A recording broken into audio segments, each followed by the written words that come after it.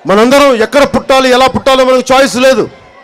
ఏ కులంలో పుట్టాలో మనకు చాయిస్ లేదు, ఎలా పుట్టాలో చాయిస్ లేదు, ఏ మతంలో పుట్టాలో తెలియదు.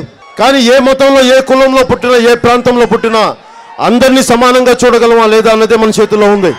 ఎందుకు చెప్తున్నానంటే, మొన్న కర్నూలు మీటింగ్లో ఒక మాట అన్నాను.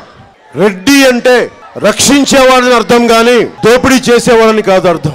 దీనికి నెక్స్ట్ డే నా దగ్గరికి రెడ్డి సామాజిక వర్గానికి చెందిన సంఘం ప్రతినిధులు నా దగ్గరికి వచ్చి, అన్న మాకు చాలా ఆనందంగా ఉంది, ఇంత మంచి మాట చెప్పారు మీరు మాకు అంటే చెప్పాను. నేను ఒక సామాజిక వర్గానికి చెందిన వ్యక్తిని కాదు, అందుకే నా ఇంటి వెనక కులం పేరు ఉండదు, పవన్ కళ్యాణ్ అంతే నా పేరు. పవన్ కళ్యాణ్ నాయుడు ఉండదు, పవన్ కళ్యాణ్ రెడ్డి ఉండదు, పవన్ కళ్యాణ్ రాయులు ఉండదు. కులం లేనివాండి. నా బిడ్డలు ఇద్దరు హిందూ మతం పాటిస్తే, ఇద్దరు క్రిస్టియన్ మతం పాటిస్తారు. నా సన్నిహితులందరూ ఇస్లాంని పాటిస్తారు.